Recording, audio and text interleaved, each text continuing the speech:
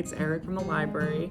Today I'm gonna go over what air plants are and then show you your supplies that are in your air plant terrarium take home, take and make. So first let's start with what air plants are. So I'll show you an air plant that I have. I've been growing air plants now for like a year and a half or more. So this is one of the air plants that I have. The one that you're going to get today that will be in your take and make is a tinier one, but over time it will become bigger.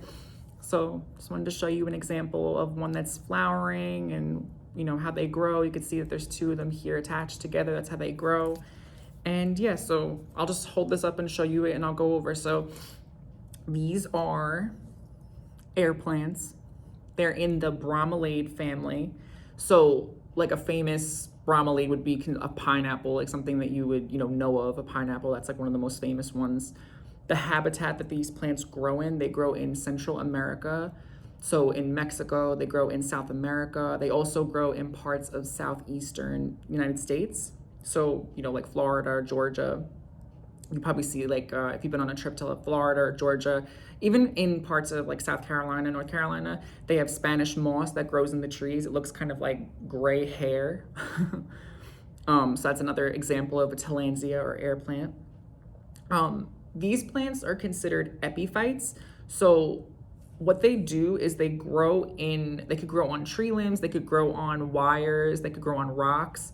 So here, I'll show you, I'll come closer. So if you look at the plant, there are roots here. So these plants don't grow in dirt. What they do is they attach themselves to a structure. So pretend my hand is a tree branch. If a seed landed there in the wild, they would attach itself with these roots down here. They would attach themselves and they would grow there. So they're not parasitic. They would just use that tree branch or that tree or that telephone wire or rock as a host and attach themselves to it. And the roots, the way that these plants, feed themselves and survive, on the surface of these plants, you can kind of see how there's like this white coating over it. That's called trichomes. Here, I'll come a little closer so you can see that little white fuzz on there. It's called trichomes, and basically that's how the plant feeds itself. So from rain, from bird droppings that will land on it, from the air. So that's why they're called air plants, but they do need water. So rain, fog, mist, fertilizer from plant droppings or insect droppings. And yeah, so let me just go over what you'll find in your take and make now that I've given you a little brief introduction of air plants and what they are, where they originate from, how they grow. So in your take and make bag, you will get one of these. This is going to be for your terrarium, nice little plastic globe. You'll get some string. Here's my string right here. I'm going to cut it. And then you'll also get, this is your growing medium substrate for you're going to put inside of here. It's just kind of acting as like a design, like a blanket for your air plant so it doesn't rot if it's sitting in water. You also get some more here. So I'm gonna rip a little piece off here. Let's see. I don't want to rip up too much. Got some here. Ooh, it's making some dust. I'm making a mess over here. And then we have some rocks you can put in there. So I will quickly show you how we're gonna build this. So you're gonna take your little globe, you're gonna take your rocks. I can tilt this down a little bit. There we go, so you can see a little better. So you're gonna take some of your rocks and you can just literally just fill your plastic globe. And again, this is up to you. If there's other rocks that you have in your backyard or other, marbles, other rocks that you want to use, feel free to fill this up. It doesn't really matter how high you fill up your globe, as long as there's, a nice layer that your air plant can sit on top of. I could probably put more. I'll put a little bit more. Just very quickly show you. So here, so I have some rocks in there. It's to hold your air plant up. Now I'm gonna take some of my green moss. And I'm just gonna put a nice little layer in there for my air plant. And then let me take some of this gray, some gray one. And I'm also gonna squeeze that in there. Now it looks a little busy, but that's okay. This is just acting as like a little space for your air plant, and it will hold in moisture. So it's almost acting like a greenhouse.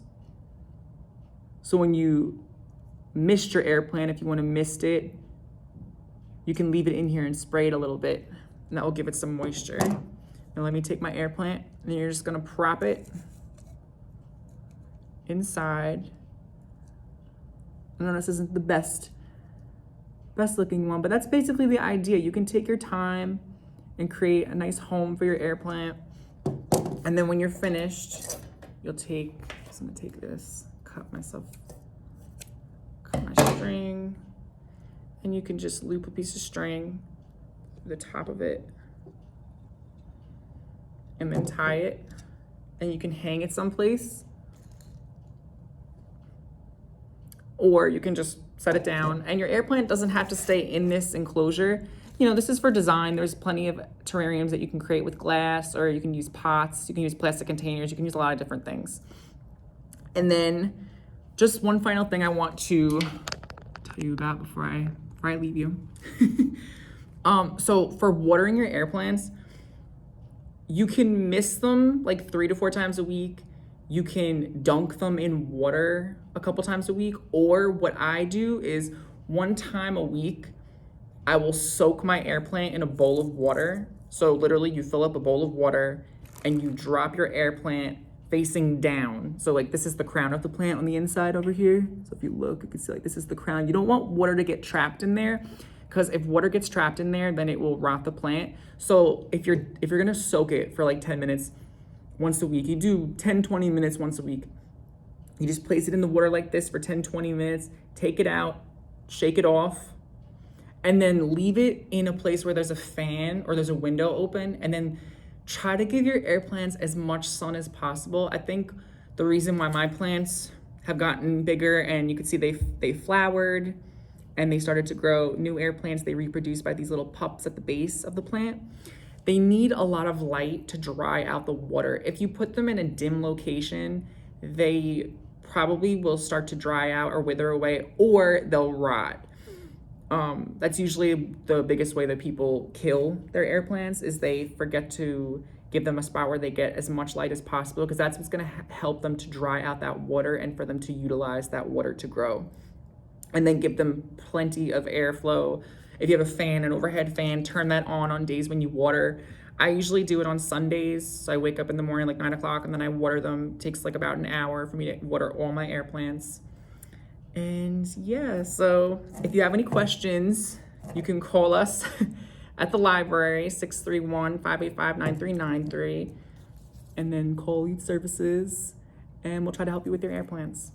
Oh, wait, also, one last thing. We have a book in the collection, Air Plants, The Curious World of Tillandsias by Zenaida Sengo. This book is in our collection. If you want to learn more about air plants, this is a great resource. I've taken this out from the library, and it's taught me mostly everything that I've learned, besides all my research that I've done on the computer and on, YouTube and Google. But yeah, check out this book. This is an amazing resource for air plants. And yeah, I'll see you at the next program. Take care. Good luck with your air plants.